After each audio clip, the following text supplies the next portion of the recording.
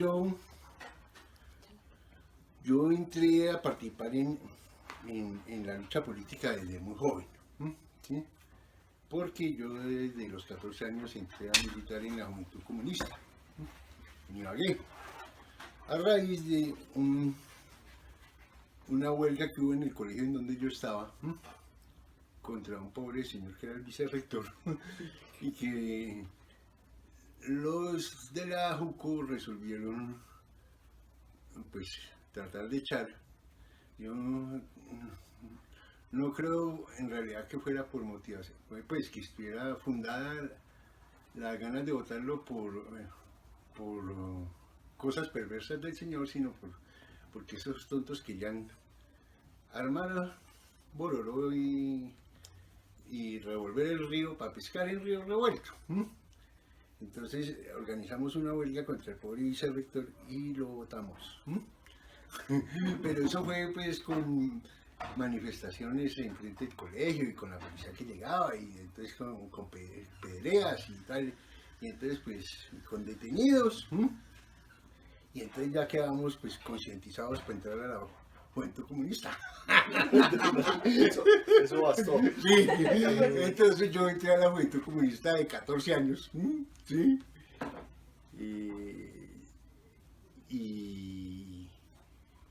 Y me metí a militar ahí, pero entonces al poco tiempo hubo un conflicto en el seno de la Juventud Comunista de allá de Ibagué, porque se armó una fracción radical que empezó a oponerse a la dirección de la Juventud Comunista de allá, que era una dirección muy moderada, y entonces esa división condujo a que los de la fracción moderada, que todos eran estalinistas, aplicaran la disciplina y nos expulsaran a todos de la JUCO.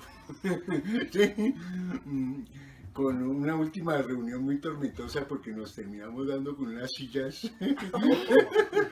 Sí. Terminó a silletazo limpio la reunión y entonces a nosotros a los moderados. Sí, a nosotros que éramos los radicales nos expulsaron de la JUCO. ¿Del colegio o cuál fue el No, colegio? de la Juventud Comunista. Sí, pero el colegio tuvo alguna... Pues yo había entrado a la JUCO por cuenta de la huelga esa que habían organizado. ¿Pero no te echaron? Del colegio no me echaron. No, yo incluso fui en el colegio, pues el colegio lo dirigía una conciliatura, y yo fui el estudiante elegido por los estudiantes para ir a la conciliatura. En realidad nos robamos esa elección porque nos ganó otro, pero que no cumplía con las condiciones que exigía el colegio para poder ser conciliario. No llevaba sin 1 año o 2 años y tenía que llegar como 3. Y entonces se ganó la elección, pero entonces nosotros alegamos que su candidatura era ilegal y que ellos estudiante conciliario. Entonces, pues yo era de eso. Pero entonces cuando ya me echaron de la JUCO, ¿sí? Pues yo entré en una crisis existencial. Y descubrí a Sartre, como Manuel, que es sartriano.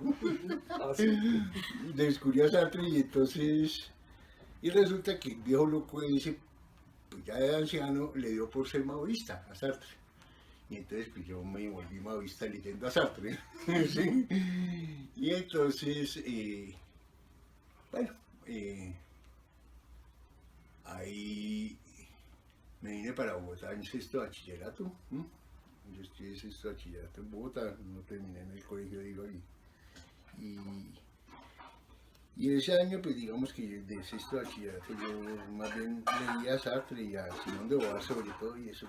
No hice política, ¿sí? Además porque de todos modos, pues, como me han votado de la JUCO, pues ya quedaban golpeados. Entonces no hice política. Y solo cuando entré a la universidad, volví a militar. Para la época busqué,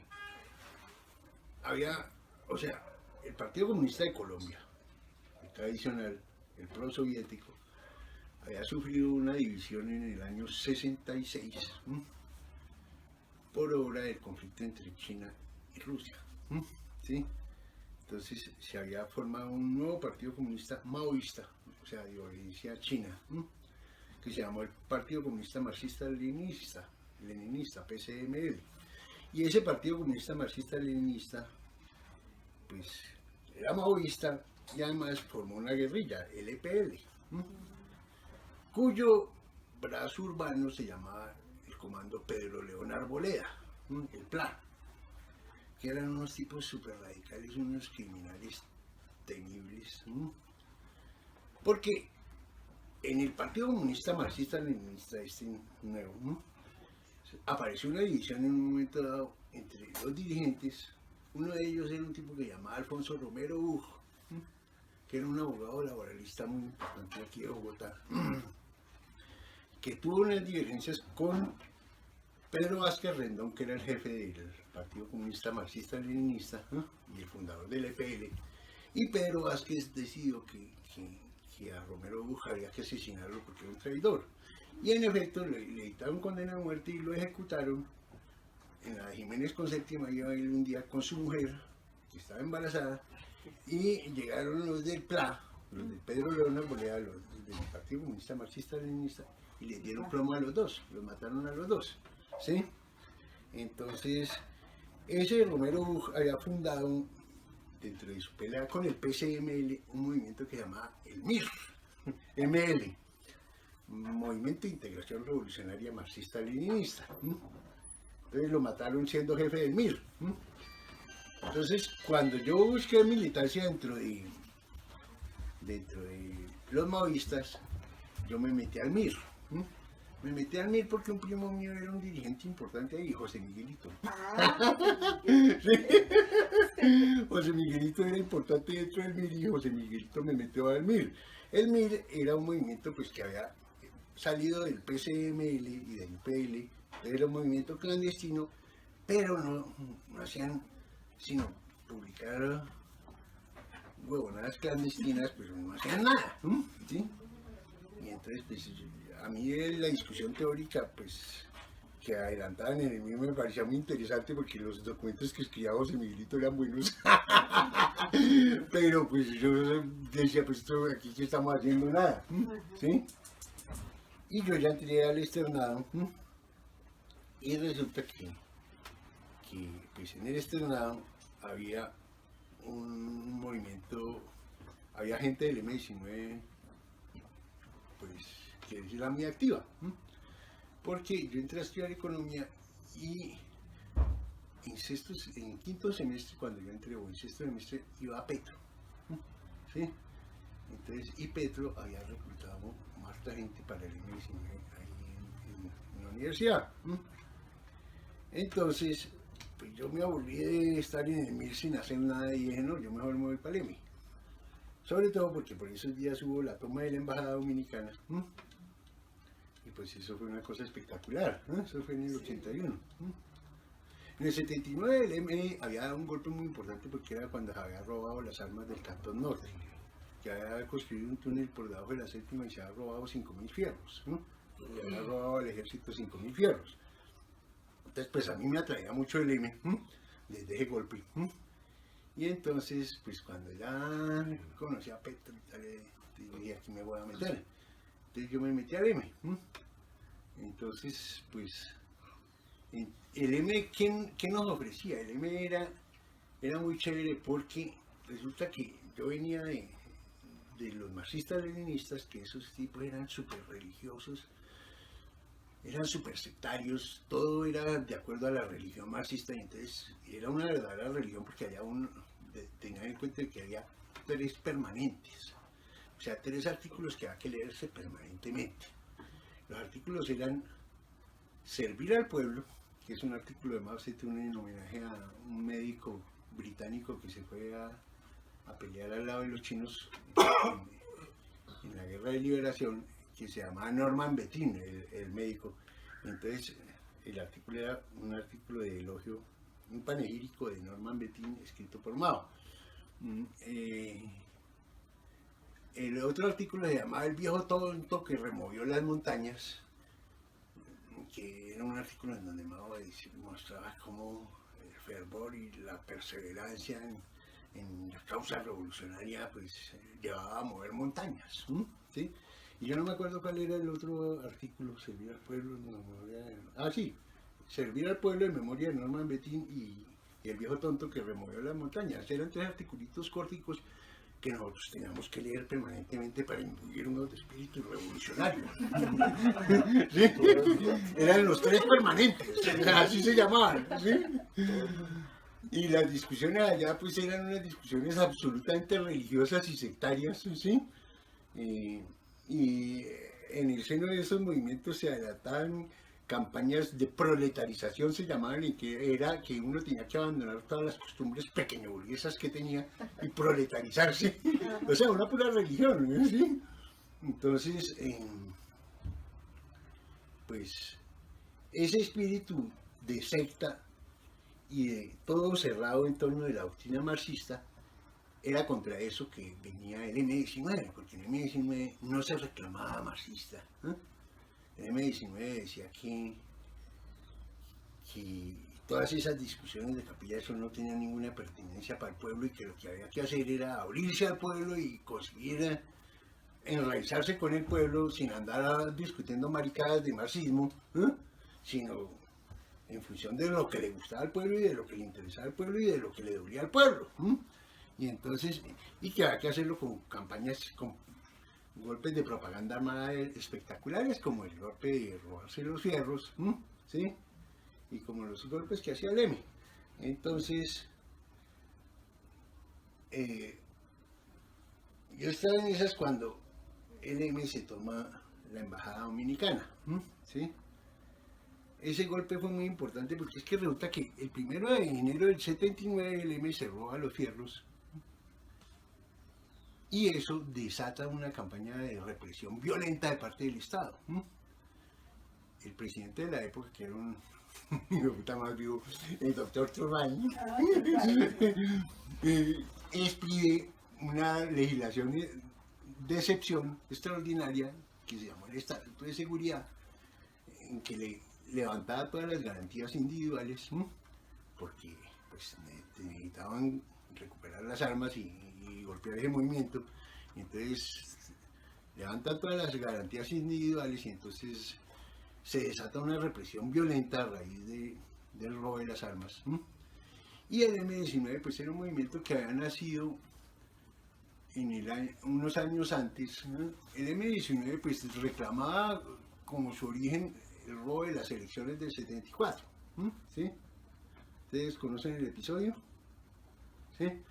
Entonces, desde el 74 supuestamente el M existía, pero pues el M era una cosa muy chiquita, era emanada en efecto del movimiento de Rojas Pinilla que se llamaba la NAPO, la Alianza Nacional Popular. Pero el M pues había hecho solo unos poquitos golpes al comienzo. El primer golpe importante había sido el golpe de publicidad de su nacimiento, porque el M cuando nació inició con una campaña de prensa, con unos avisos diciendo que ya pronto venía el M19 para acabar con parásitos y gusanos y todo. Entonces parecía un producto farmacéutico. Sí, y salió en la prensa y todo. Y entonces, y el M, entonces, pues lo primero que hace es robarse la espada de Bolívar, que estaba aquí en la quinta de Bolívar. Después se toma el Consejo Distrital, pero no había eso, pues, gran cosa, hasta cuando da el golpe, el robo de las armas. Pero el M19 había crecido mucho y nunca le había pasado nada. Cuando se roba las armas y Turbay responde con el Estatuto de Seguridad, entonces pues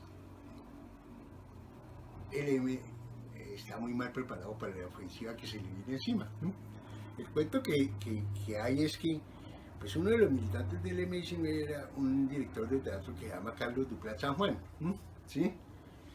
Carlos Duplat lo cogen los del ejército y Carlos Duplat pues conocía a toda la gente del M19 porque en el M19 eran muy folclóricos y muy alegres, y entonces a Carlos Duplat pues lo torturan y Carlos Duprat da toda la información que le estaban pidiendo y más.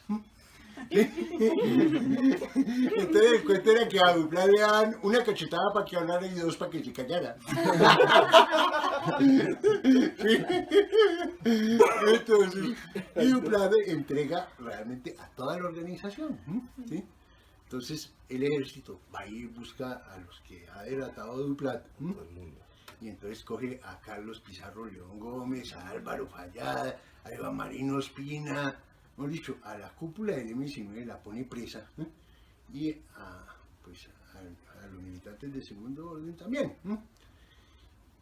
Y con esa ofensiva el ejército y el Estado destruyen al M-19 prácticamente, ¿sí? No quedaba nada. Entonces quedaban unos pocos militantes en Bogotá y en el Caquetá, ¿sí? Y con esos pocos militantes pues se va a organizar el comando que se va a tomar la embajada dominicana, ¿sí? Entonces se hace la toma de la embajada, pues ahí había un poco de embajadores, ¿sí? Y entonces pues el Estado colombiano entra a negociar con el comando, y eso pues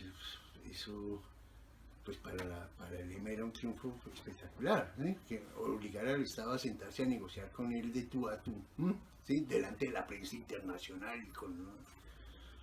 Entonces, pues, yo ya estaba ahí al lado de Petro, entonces yo le dije, no, venga, yo entro. Entonces ahí entré al EMA, ¿sí? En el curso de la toma de la embajada. Entonces pues ahí me metí, y entonces pues resulta que Petro vivía en Zipaquirá, ¿sí? Él estudiaba en el externado, pero vivía en Zipaquirá. Yo no sé por qué consideraciones, yo creo que tenía que, no está la que nos prohíbe fumar. Ahí no cenicero, gato. Lo que implica que ya era cierto. El M, fuera de la campaña de prensa y fuera de robarse la espada de Bolívar, había dos golpes muy importantes antes del golpe del Cantón Norte, que había sido el golpe que consistía en secuestrar a José Raquel Mercado. José Raquel era un negro sindicalista traidor, hijo de puta. Él era el presidente de la Confederación de Trabajadores de Colombia, CTC. En Colombia había dos confederaciones sindicales, la CTC, que era más bien liberal, la de este negro, y la UTC, que era la Unión de Trabajadores de Colombia, que lideraba un godo que llamaba Tulio Cuevas. Ambos eran unos puercos, Tulio Cuevas y el negro Mercado. Pero entonces el M, uno de sus golpes después de la toma de robarse la espada de Bolívar, fue secuestrar a José Raquel durante el gobierno de López Michelsen y por parte antes del golpe del Cantón Norte, que había sido el golpe que consistía en secuestrar a José Raquel Mercado. José Raquel era un negro sindicalista traidor, hijo de puta. Él era el presidente de la Confederación de Trabajadores de Colombia, CTC. En Colombia había dos confederaciones sindicales, la CTC, que era más bien liberal, la de este negro, y la UTC, que era la Unión de Trabajadores de Colombia, que lideraba un godo que llamaba Tulio Cuevas. Ambos eran unos puercos, Tulio Cuevas y el negro Mercado. Pero entonces el M, uno de sus golpes después de la toma de robarse la espada de Bolívar, fue secuestrar a José Raquel durante el gobierno de López Michelsen y Miren a você atravesar como 10 veces. y entonces el M secuestra a José Raquel, que José Raquel era o sea, los sindicalistas unos hijueputas. Hoy todavía sigue siendo, no son unos hijueputas. Pero este negro era un desgraciado que arreglaba las huelgas para que le dieran plata a él y un puerco, ¿sí? Entonces el M secuestra a José Raquel y organiza un juicio popular sobre José Raquel. Lo meten en una cárcel de pueblo, pues que es un sótano en una casa, ¿sí? y le dice a la población que escriban en las paredes sí, si quieren que lo maten, o no, si quieren que no lo maten. Por ahí aparecieron varios sí, pues que pintó el M. Y a José Raquel lo matan, ¿sí? El M lo asesina y lo deja botado aquí en un rompón que había en la... 63,50. Sí, Me acuerdo. sí, lo dejan ahí botado al negro que por traidor. Eso fue en el curso del gobierno de López Michelsen. Y esa era pues una provocación grande que se le había hecho al Estado por parte del EVE, y al EVE no le ha pasado nada a pesar del crimen, ¿sí? Porque el Estado no había organizado la persecución contra el EVE todavía. Pero cuando el EVE en el 79 ya, porque lo de José Raquel fue en el 76, cuando en el 79 el EME se roba las armas del Cantón Norte, la respuesta sí que se viene muy fuerte, y esa respuesta barre con el EME, ¿sí? Los barrió, los dejó en nada, y entonces, con las pocas fuerzas que quedaban en el 81, los dirigentes del EME deciden organizar la toma de la embajada. La toma es exitosa.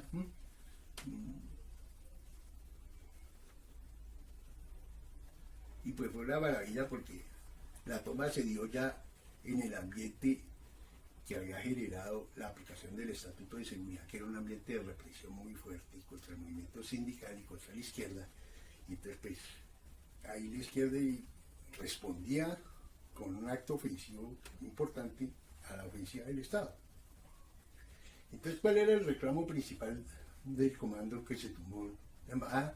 Era: suelten, devuélvanos nuestros presos, ¿sí? El Estado no va a ceder en eso, ¿sí? Los presos no van a salir.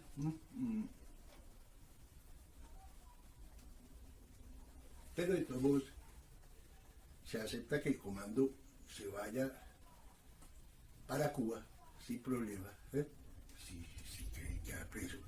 Se le entrega al comando pues una suma importante, yo no sé si era $1 o $2 millones de pago del secuestro. Y el golpe es la verdad que era importante, ¿sí? Y el golpe de la embajada. Entonces, con ese golpe de la embajada,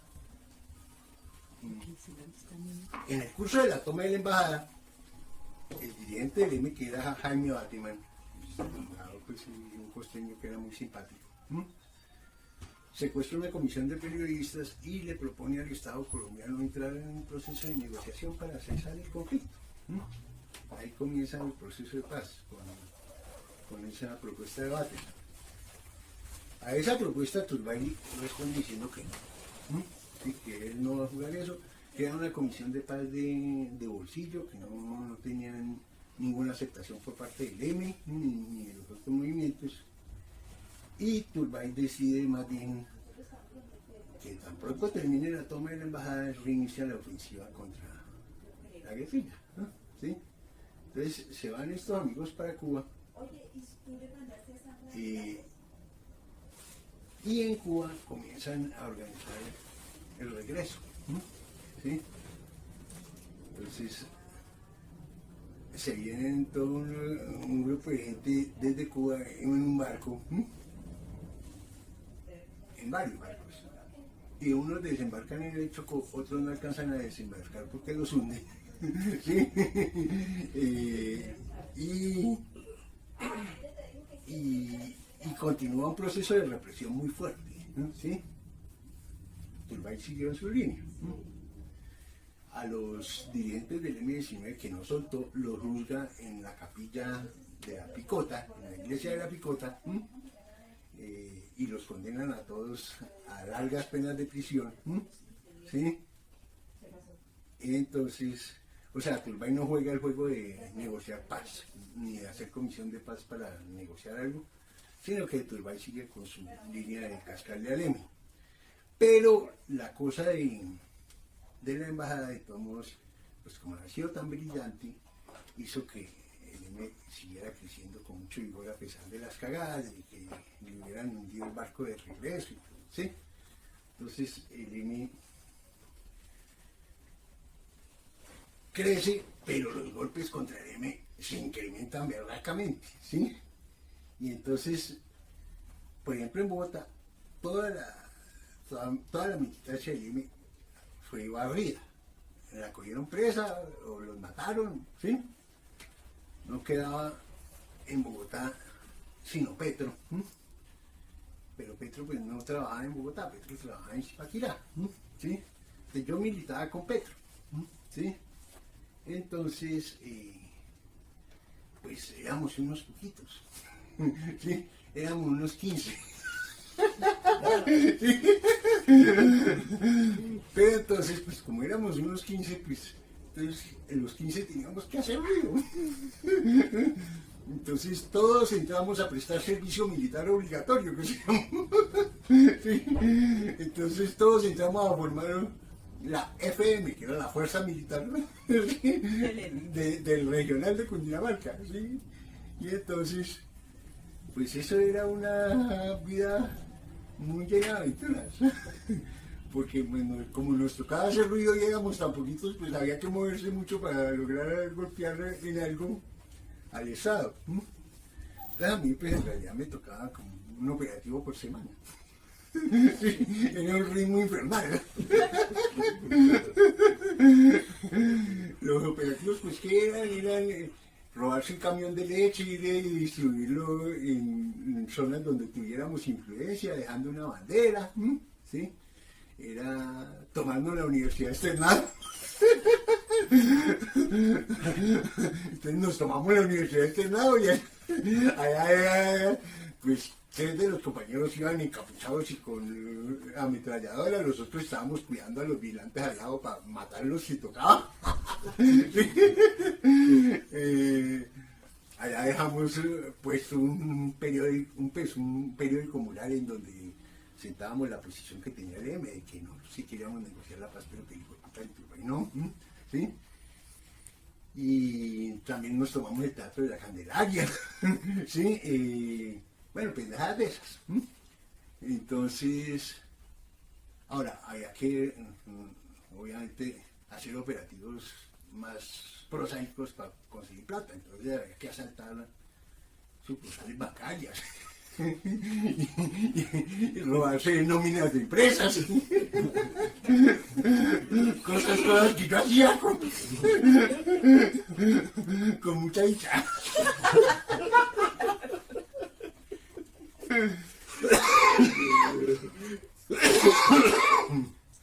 Pero sí, era un ritmo y pues nos tocaba hacer operativos cada 8 días, era una cosa desesperante. Porque estamos, pues es un lugar nervioso, operativo, ¿sí? Y se va a jugar la vida, ¿sí? Entonces,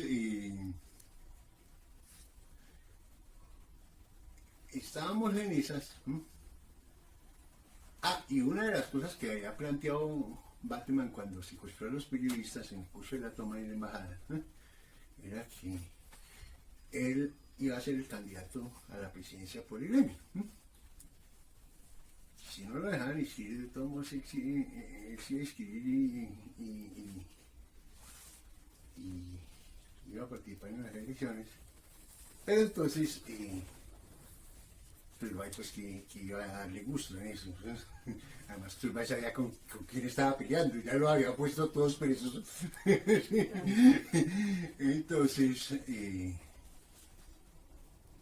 Entonces, pues, venían las elecciones y a Bateman no lo han dejado escribir. Entonces, pues, a nosotros nos llegó la orden de que hay que organizar un operativo para sabotear las incorrectas elecciones. Entonces, el primer operativo que se decidió armar era tomarse la sede del DANI ahí en los ministerios, porque el DANI centralizaba el censo electoral y todas las cosas, ¿no? Era tomarse eso e incendiar esa mierda, ¿sí? Entonces, pues, los 15 bobos que habíamos acá, éramos los encargados de hacer esa belleza. El DANI, ahí al lado del Ministerio de Defensa. Y entonces yo estaba más preocupado, puta, que si no va a morir. Cuando, por fortuna, salió que se había filtrado la información y que ya nos estaban esperando, que ese operativo no le podía hacer. ¿Sí? Entonces se canceló el operativo. Pero entonces se buscó un segundo operativo que diera resultado. Entonces lo que se pensó era por radio y por televisión, ¿sí? Desde las regiones aquí a la Torre de Chocontá, que era la única que había en donde, no, por donde transmitían el Mundial del 70 y todo eso. Sí, las antenas. Sí, una antena perubólica, una perubólica grande que había ahí. Entonces la idea era pues que para sabotear esas elecciones en donde no nos habían dejado participar, íbamos a volar esa puta torre. ¿Sí? Entonces, pues yo recibí la orden de Petro de conseguir un carro. ¿Sí? Para montarlo, para hacerlo carro bomba. ¿Sí? Ah, pero 8 días antes, a mí me tocó, porque el ritmo era semanal, un operativo que consistía en los trabajadores de Álcalis de Colombia y de la Salina de Zipaquirá tenían transporte pues, para la fábrica y eso. La empresa lo llevaba en unos buses, los recogía y los llevaba al lugar de trabajo. Entonces, pues nosotros nos íbamos a tomar los buses echando un discurso tal con los fierros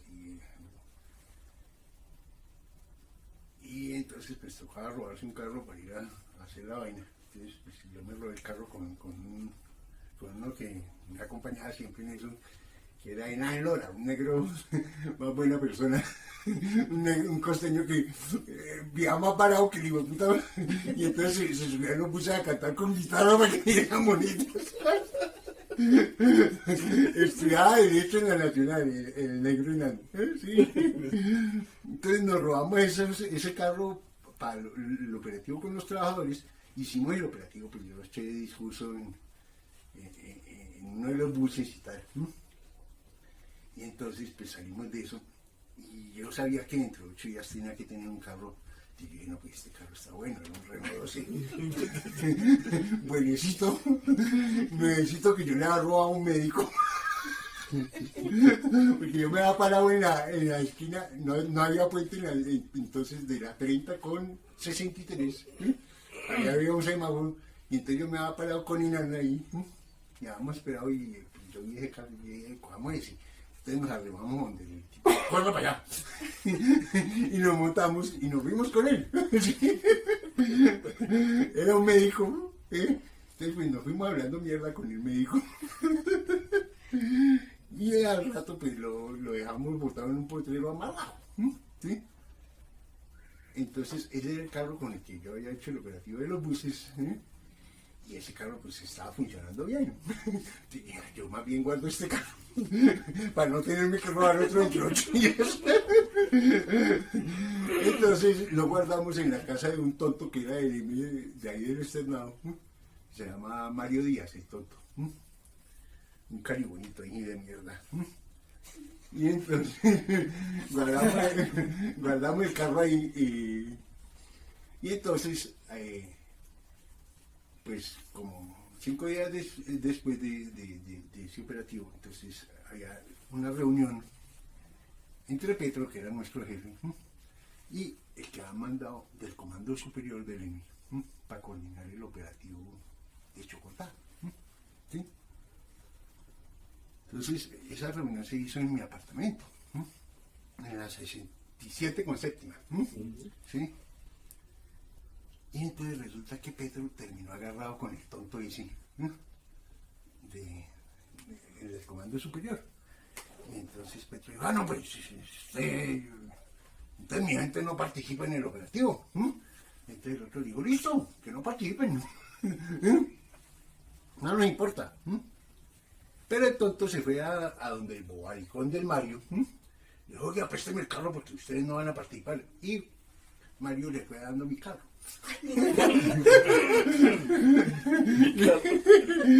Con tanto esfuerzo.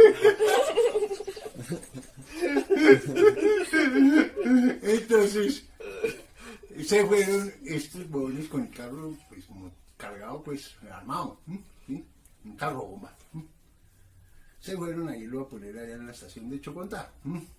¿Quiénes iban? Iban unos muchachos de los Andes, que no pertenecían al regional de Petro, sino que eran de los Andes, de los regional de Bogotá, que le decían a este hijo de puta que había peleado con Petro.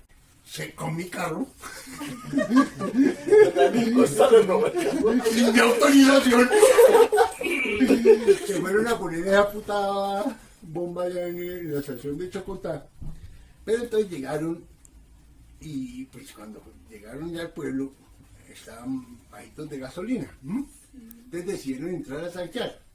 Entonces, los que iban entre el carro, pues de los que iban entre el carro se bajaron dos: el chofer, que es Darío Beltrán, y una muchacha que hacía parte del comando, que es Gloria Carrasco, la hermana de uno que es amigo de Chopera, de Ernesto. Sí. Entonces se bajaron a fumar un cigarrillo mientras tranqueaban, y mientras se fumaban el cigarrillo, el hijo de puta carro estalló, con los tontos adentro, entonces los mató. ¿Sí? Mató a un muchacho que era de la Nacional, que era el de Bienestar Estudiantil. Bueno, y mató como a 4 o 5 muchachos que iban ahí, quedaron muertos ahí. Y a la hueva del Darío, pues le saltaron unas esquilas de la explosión y lo hirieron en la pata, pues sí, bastante. Y entonces Gloria, que si no le pasó nada, cogió a Darío, se comenta así, y lo dejó en el hospital de Chía. ¿Sí? Entonces allá le cayeron a Darío, pues enseguida los del B2. Y entonces le preguntaron, pues empezaron a preguntarle, y Darío era como Dupla San Juan. Dijo, no, ese operativo lo organizamos en un apartamento que queda en la 67 con séptima, en un edificio de ladrillo en un tercer piso. Mi casa, ¿no? Entonces, pero pues Darío recibió ese mismo día visita de Rodrigo, un primo. Lo fue a visitar, que estaba herido. Y Darío le dijo a Rodrigo, dígale a Fernando que pierda porque yo lo entregué. ¿Sí? Entonces Rodrigo me transmitió información: no vuelva por su casa, marica, porque... Entonces yo, uy, qué cagada, porque yo tenía en mi casa un arsenal de hijo de puta. Porque todas las armas con las que operábamos las tenía yo en mi casa. La bodega. Sí, ese era el depósito de armas. Entonces yo dije, no, y eso es un crimen muy grave para un guerrillero, perder las armas, que eso es susceptible de consejo de guerra. Entonces había que recuperar las armas. Pero entonces yo, ¿cómo iba a ir al edificio para que me cogieran preso ahí? Entonces organizamos un operativo para que 2 muchachas que eran de la organización llegaran al apartamento y sacaran las armas, mientras nosotros cuidábamos que no la fueran a coger. Y bueno, recuperamos las armas, pero entonces yo ya no iba al apartamento porque pues la cagada. Pero bueno, entonces sacamos las armas. A mí no me allanan en el apartamento, pero sí allanan la casa de Mario, del caribonito tonto ese, que era el que tenía mi carro y que se lo dio al otro. Le allanan la casa que vivía ahí cerquita de la Olímpica de la 100. ¿Sí? Entonces, pues estábamos corriendo así, porque pues nos la estaban buscando. ¿Sí? Entonces, vinieron las elecciones. ¿Sí? Que íbamos a sabotear y no pudimos sabotear, porque no pudimos volar la torre. Y entonces, y ganó la wea del Belisario. Resulta que gana Belisario, y Belisario dijo, ve, estos muchachos tan simpáticos y como tan chéveres, yo les voy a dar otro tratamiento distinto del de Turbay. Yo soy humanista. Y entonces Belisario,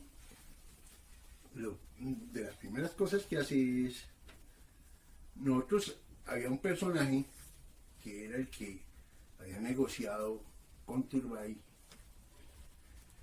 y que era militante del M, pues, pero que no lo cogían preso, que era Ramiro Lucio. Ramiro era un viejo militante del M. Y entonces Ramiro pues fue el que me dio con el gobierno de Belisario, con el nuevo gobierno, para abrir la negociación del proceso de paz. Y entonces, pues, en efecto, Belisario dice, bueno, estos muchachos que están pidiendo una amnistía para sacar a su gente de la cárcel, yo se la puedo conseguir, ¿no? ¿Sí? Yo tramito de urgencia en el Parlamento, Escobar no va re bien, yo acabo de ganar el gobierno, entonces los parlamentarios van a votar por una amnistía generosa, como la que han pedido estos, para que todos salgan de la cárcel. Y yo voy a aceptar que el papel público es Ramiro Lucio y voy a decir que voy a negociar con el M, ¿sí? O sea, yo voy a jugar el juego que me propuso Batman, ¿sí? Y entonces, pues eso fue muy chévere, porque pues, yo ya dije, bueno, pues ya, no hay problema. Ya puedo volver a mi casa. Porque esto se arregló. Y entonces volví a la universidad también, que yo no había vuelto, porque pues, eso estaba la cagada. Entonces, subió Belisario y nos empezó a conceder todas esas cosas. Y entonces, estos huevones del EMI resuelven que, como va a haber negociación, ellos tienen que llegar en posición de fuerza a la negociación. Como no han hecho sino darnos duro en todo este periodo, pues tenemos que mostrar que tenemos fuerza, ¿sí? Esa era la reflexión estúpida que había. Y entonces resuelven mostrar la fuerza tomándose chía, ¿sí? Entonces se hace un operativo de toma de chía. Desastroso. ¿Sí? Yo por fortuna no hice parte de eso, porque eso lo hicieron los de Bogotá. ¿Sí? Y entonces hay un poco de muertos civiles y los miembros del comando también, y bueno, dentro de ese operativo de toma de Chía. Pero entonces Belisario, sin embargo, acepta esa bofetada y sigue adelante con el proceso, ¿sí? Sale la amnistía, liberan a los presos, pues, hasta que era toda la organización en la que estaba presa. Y a los pocos días hay una reunión del regional de Cundinamarca, a la que yo voy a asistir. Entonces, pues, la reunión tuvo lugar en una finca aquí de la Sabana, que era de uno que ha sido ministro de Turbay, que era Germán Bula Hoyos, un negro al que Clini le mamaba mucho rollo diciendo que se iba a trepar en los árboles de los jardines del Palacio de Nariño. Mío puta Clini. El hijo del Mico era militante del M, ¿sí? Él es ahorita, él tiene un puesto importante en la Nacional, sí, Jorge Iván Bula se llama él. Y entonces, en la finca de Germán Bula se hace la reunión de los del regional Bogotá, del regional Cundinamarca, con el delegado del Comando Superior. El delegado del Comando Superior era un tipo carvajalino, Nelson Carvajalino, hermano de Andrés París, el gordo ese que es negociador, que es de la FARC. Sí, este es hermanito, todos son unas gonorreas, eso sí. Ahí no hay ni uno bueno, todos unas ladillas.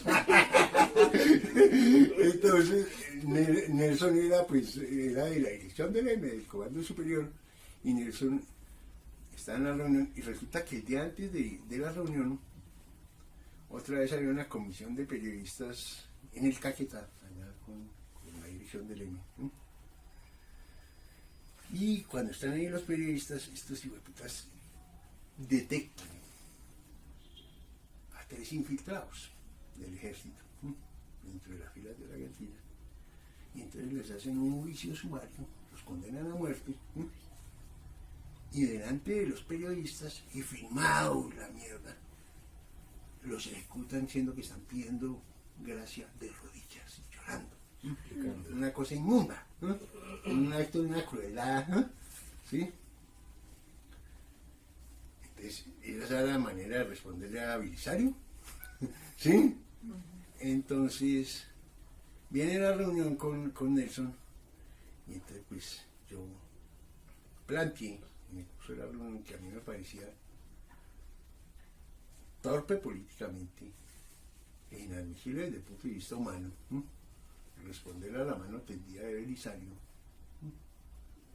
de la manera que lo estábamos haciendo.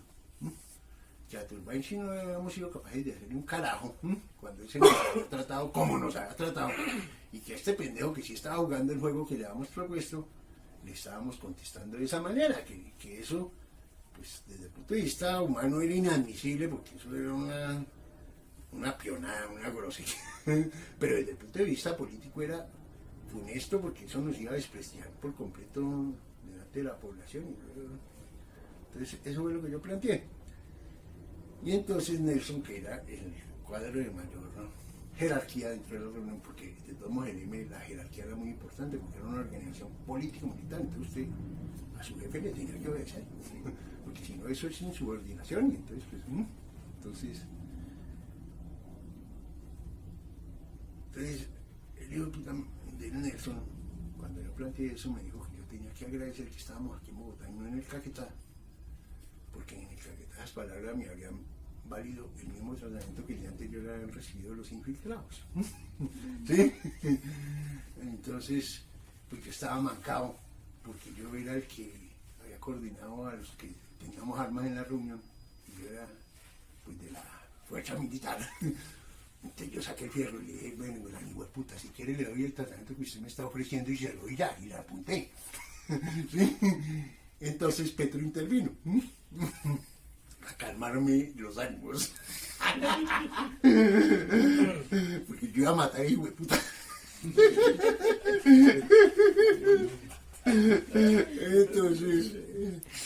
Entonces, bueno, pues intervino a calmarme los ánimos y tal. Entonces, pues la reunión continuó, pero muy tormentosa. Entonces, cuando concluyó la reunión, al día siguiente, la guardia del Petro me dice, compañero Santiago, usted va a tener un proceso disciplinario en la organización, porque esa conducta suya es insubordinación, y es muy grave. Entonces le dije, ¿cómo así? Insubordinación. Y hijo de puta fue el primero que me amenazó. Yo no le estaba pagando sino con la moneda de él. No, nosotros lo vamos a sancionar. Los que se me van a sancionar, vaya para la puta mierda, imbécil. ¿Sí? Yo me largo de esta mierda, ¿sí? Y me salí de mí. La democracia colombiana es una democracia mentirosa, ¿no? Porque pues el MN hace como protesta contra el robo de las elecciones del 74, ¿no? Del 70. ¿Cuándo fue? No, del 70, sí. 70. Sí, sí. El MN así como, porque esas elecciones se las ganó evidentemente Rojas y se las robaron, ¿no? ¿Sí? Carlos Lleras hizo Nos mandó a acostar a las 8 de la noche a todos. con Rojas ganando y amanecimos con... Sí, con bastante ganando, ¿no? Entonces, pues que esta era una democracia restringida y que era una democracia no participativa. El pueblo no tenía nada, pues que la voz del pueblo nunca se oía ni se hacía caso. Entonces, pues que por eso había que ir con el pueblo con las armas al poder. No votan del M, pero pues yo sigo participando en política, porque yo, como parte de lo del M, yo me había metido en una cosa que llamaba la Asociación Sindical de Cundinamarca, ASICUN. Y entonces pues yo era de los intelectuales que íbamos a estar al lado de la clase obrera, ¿sí? Dándole formación política y formación económica y marcadas de esas, ¿no? Entonces pues yo sigo militando en eso. Y por esos días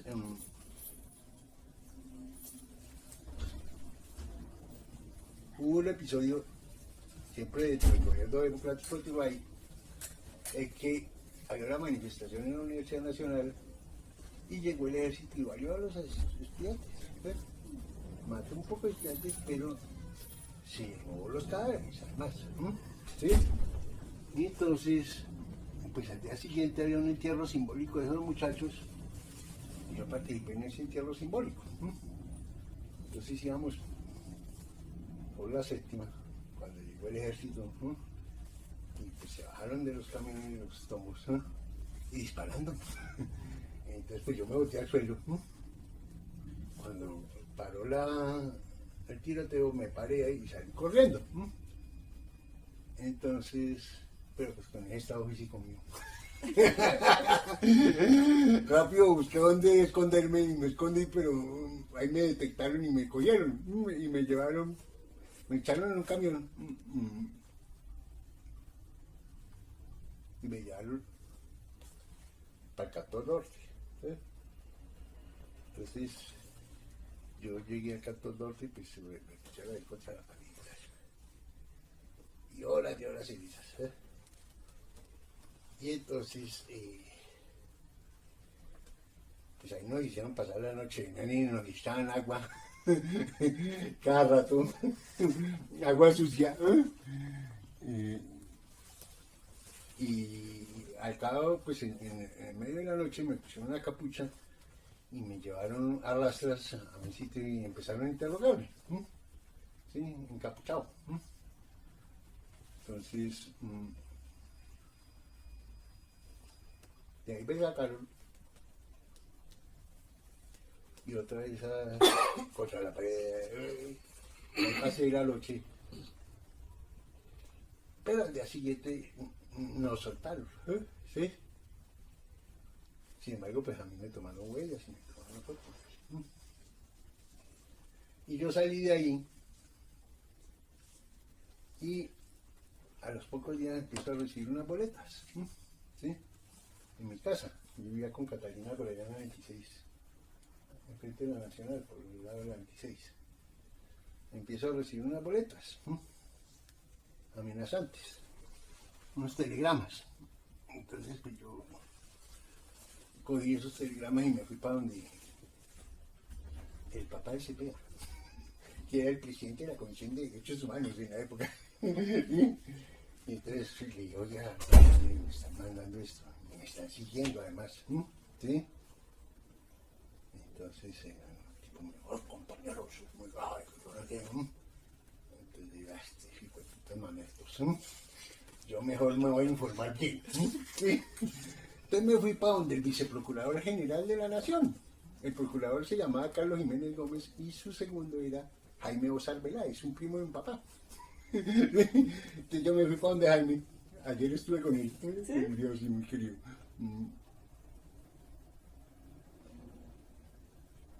Yo lo había visitado 8 días antes para pedirle pues.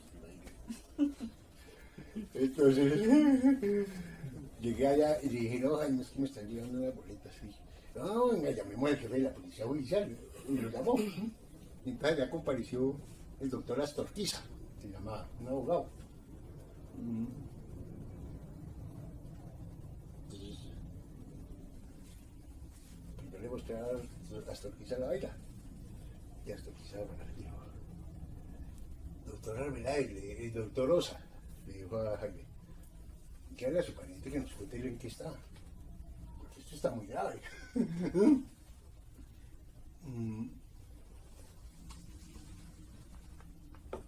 Esto es el ejército. ¿Sí? Este es el ejército del Magdalena Medio.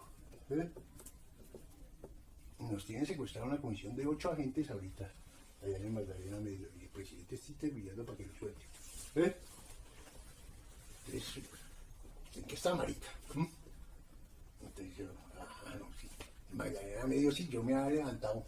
Y en la militancia, yo había logrado reclutar para el IME a el presidente del sindicato de ferrocarriles nacionales de zona centro, o sea, de la Dorada, al maestro del pueblo, Puerto Secar, y a otro dirigente sindical.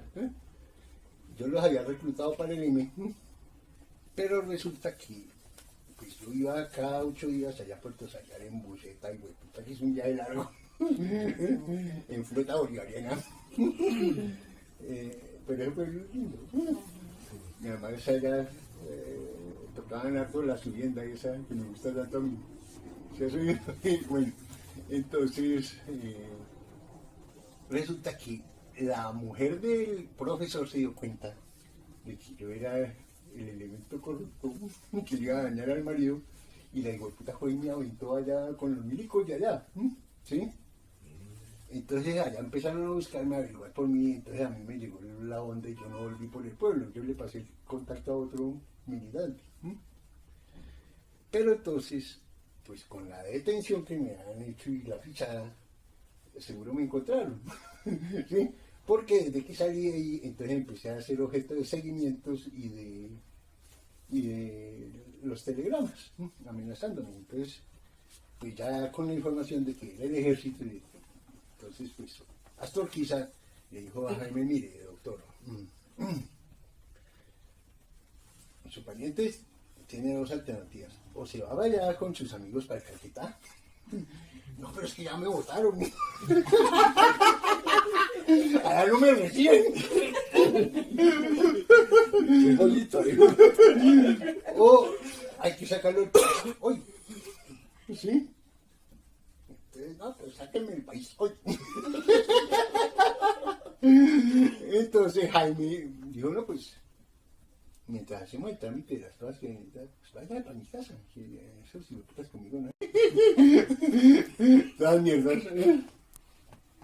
Entonces me asignaron una comisión de 3 agentes de la Procuraduría, 3 policías pues, de civil, 3 tiras y un carro para que yo hiciera las diligencias. Entonces pues, me tocó ir a Ibagué porque tocaba que pidiera la amnistía, pero pues, aquí no la podía pedir porque me dejaban preso. En cambio el gobernador de Tolima era amigo de mi papá, era un señor Alzate que vivía en Interlaken en la el barrio de abajo, ¿cómo se llama? Santa Elena, que era muy amigo de mi papá. Entonces yo allá pedí la amnistía y entonces ya quedé bajo la protección oficial de la Procuraduría y empecé a tramitar el tiquete de salida. Entonces me iba a dar una cosa de Naciones Unidas que se llama el CIM, Comité Intermigraciones. Entonces estaba yo en esas, me tocó salir a hacer una vuelta con mis 3 escoltas. Y cuando regresamos de la vuelta, en el jeep en que íbamos, se partió enfrente un Mercedes-Benz negro. Entonces, pues yo me pillé la vaina, y entonces llamé a Jaime y le dije: oiga, Jaime, es que aquí hay un Mercedes-Benz negro frente a la casa. Entonces Jaime se asustó todo y le dijo a los 3 que me cuidaban: vayan y averigüen qué es. Y entonces los tontos se arrimaron y pues el tipo tenía una metra ahí, ¿sí? El del Mercedes. Y cuando ellos le hablaron, el tipo le respondió con autoridad y lo mandó a comer mierda. Entonces los bobos se volvieron para la casa y él arrancó a toda mierda. Pero entonces Jaime con ese episodio se emparicó porque el día anterior Jaime se había reunido con Ricardo Lara Parada, uno de los fundadores del ELN, uno de los cuadros históricos del ELN. Y saliendo de la reunión, Ricardo se quería amnistiar. Saliendo de la reunión, asesinaron a Ricardo. Entonces Jaime pues, pensó lógicamente que le habían llegado a Ricardo a través de él, siguiéndolo a él. Y ahora pasaba esto, entonces Jaime se quedó de susto porque, como me dijo: no, usted se va ya de mi casa, yo tengo 4 niños, 4 hijos, váyase de mi casa. ¿Sí? No lo quiero en mi casa. Entonces me echó. Entonces yo llamé a mi hijo y le dije: oiga, su primo me echó. ¿Qué hacemos? El tiquete no me ha salido. Entonces mi papá me dijo: no, pues dígale a su tío Memo que lo acompañe al aeropuerto y que le compre el tiquete y se va. ¿Sí? Entonces en efecto así hicimos. Y entonces yo llegué al Counter de Iberia, que era el vuelo de ese día para Europa. Digo, el vuelo estaba lleno. ¿Sí? Entonces, pero uno de los que trabajaba en el counter era profesor mío del externado y era de izquierda y amigo y tal. Y le dije: oiga, venga Rubén, necesito que me echen ese avión. Y le eché cuenta y me dijo: no, yo lo he hecho. Y entonces, pues en ese avión me echaron para Europa. El día que yo me fui, Catalina iba llegando a la casa y la estaban esperando tres tipos y le dieron una golpiza espantosa. ¿Sí? Entonces pues, le tumbaron los dientes y le fracturaron la mandíbula. ¿Sí? Entonces esas fueron las aventuras. ¿Y eso en qué año fue? Eso fue entre el 79 y el 84. Ok. Todas esas cosas. Yo me fui en el 84. Y ahí, digamos, las negociaciones con el M ya empezaron de forma, fue mucho más adelante, ¿no? O Fue sea, fue mucho con la más adelante Constitución. porque ese proceso con el M, en el que yo estuve, ese proceso se rompió porque la actitud del M no era negociar, era, pues y eso lo mostró bien las cantidades de cagadas que hizo, ¿no? ¿Sí? Entonces no era negociar. Entonces el M solo entra a negociar después de muchos más golpes, lo volvieron a acabar otra vez y entonces ahí sí lo trajeron a la razón, ¿no? Sí, pero eso ya fue en el gobierno de Barco, ¿sí? Ok, sí. Mucho más tarde, ¿sí? Porque el M en el interregno, cuando yo me fui, el M siguió haciendo locuras y a los 5 meses se tomó el Palacio de Justicia, ¿sí? Que fue semejante desastre, ¿sí? Entonces, esa es la historia. Pero digamos, o sea, si tú ves el proceso de paz que finalmente el M como que terminó firmando ya en el 91 y todo, y con lo que ustedes como que combatían, por decirlo así, ¿tú crees que sí hubo como participación política al final? O sea, como que sí Claro, fue no, yo exitoso. creo que el M terminó obteniendo una victoria importantísima, o sea, porque yo creo que la constituyente pues fue una cosa que se organizó a la medida de lo que pedía el M, ¿sí? Y la constituyente pues ¿qué buscaba? Abrir la participación política en sectores más amplios de la sociedad, darle voz a un poco de gente que no tenía voz, ¿sí? Pues en cierto sentido el proceso de paz logró fortalecer la democracia acá. Claro, y esa era la pretensión, pues ese era el reclamo que teníamos los del M, tenemos que tener una democracia que no sea de papel sino de verdad, ¿sí? Y yo creo que la constituyente pues es una victoria para el M, aunque yo no creo que la haya ganado el M, yo creo que es un sector de la clase dirigente colombiana que dijo más sensato negociar, ¿sí? Entonces, para viabilizar este puta país, ¿sí? Entonces, pues, lo que pasa es que, pues, el mérito no le cabe esencialmente al M porque para la época del M ya se había vuelto mierda, ¿sí? Y eso fue una iniciativa que yo no creo que responda a la presión del M de ninguna manera, sino que responde a una concepción de una cierta fracción dirigente de Colombia que quería construir una sociedad distinta de la que tenía, ¿sí? La constituyente coincide, y eso no es gratis, con el proceso de apertura, ¿sí? Yo creo que hay toda una fracción de los dirigentes colombianos que estaban mamados del modelo vigente, y que decidieron jugársela por un modelo alternativo. Pésimo a mi juicio el modelo alternativo, porque pues lo de ampliar la participación política me parece bien, pero lo de abrir la economía como la abrieron, eso es una cagada, un error monumental, ¿sí? Y el M fue cómplice de ese proceso de apertura, ¿sí? Porque entre las cosas que yo le decía al estúpido del Petro, ¿sí? Es, marica, es que nosotros desperdiciamos una oportunidad histórica muy grande por esa maña de no pensar, porque el M se caracterizaba por la falta de elaboración conceptual, era la improvisación reinaba ahí, ¿sí? En todo. Y entonces el M, cuando Barco decide abrir el espectro político y le da juego al M, el M no tiene nada que decir, no tiene discurso. Y el M se compra el discurso de esa fracción dirigente que quería cambiar de modelo, ¿sí? Entonces se compra el discurso que el M tiene la bancada mayoritaria en la constituyente del 91, es la bancada más numerosa. ¿Y qué sale de la constitución del 91? Pues para un movimiento de izquierda revolucionario, un elemento esencial de la organización social es la organización económica, ¿sí? Porque estamos contra la pobreza y contra esa mierda, ¿cierto? ¿Cuál era el discurso del M respecto de la economía colombiana? en la constituyente, ninguno. Se compraron, primero hicieron una cosa muy típica de los movimientos de izquierda, y es que cuando les dijeron, venga muchachos, participen en la cosa, entonces asumen una realidad, es que ellos son unos ignorantes y unos estúpidos que no tienen representatividad, y entonces buscan quien los represente. ¿Sí? ¿A quién se buscaron para representarlos en la constituyente? Al marihuanero de Osa Escobar, que era un liberalucho de toda la vida, ¿sí? Un huevón, ¿sí? Pues lo único bueno era que fumaba marihuana. Sí, se murió este año, fue, ¿no? No, se El año murió. pasado, sí. ¿Ah, sí? Carlos Sosa, sí. ¿Ah, sí? Ah, yo no sabía, qué perdía. No supe, no me enteré. Bueno, pero entonces, ¿cuál fue la posición del M en materia de arquitectura monetaria? En la constituyente, el M tuvo la posición de que necesitamos un banco central independiente y autónomo, cuya principal misión sea combatir la inflación.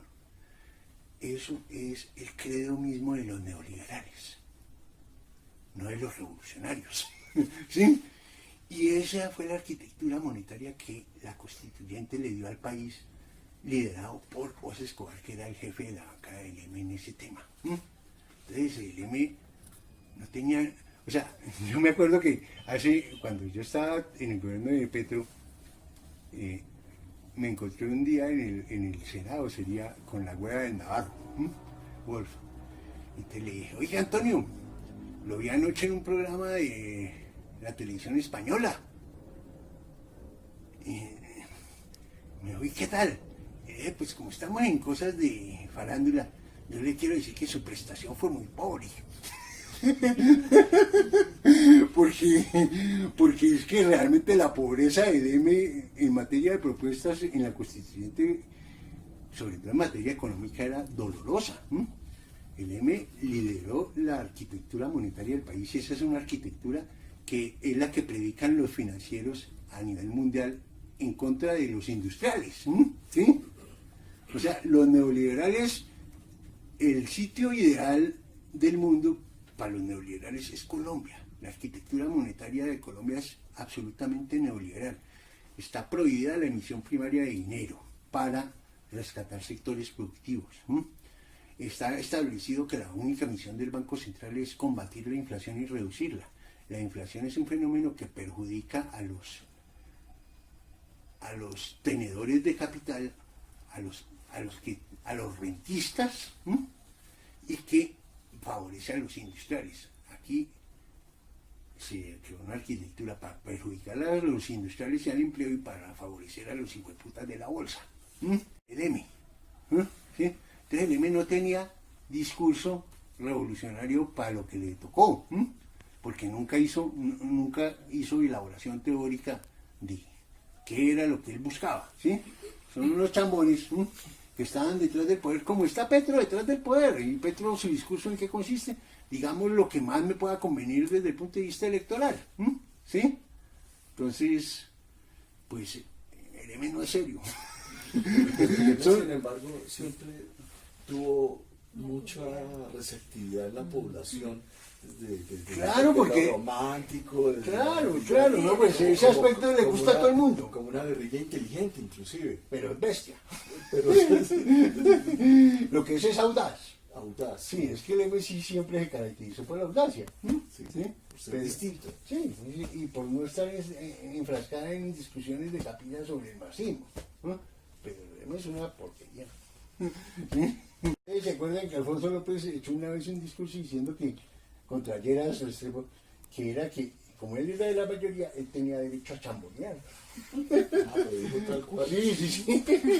Estos son unos hijueputas chambones que no tienen ninguna construcción teórica digna de ese nombre, y llegan a ejercer, pues, ahí, a chambonear. ¿Sí? Entonces, eso es. O sea, yo me arrepiento mucho de haber participado de esto. Me da mucha rabia. Voilà.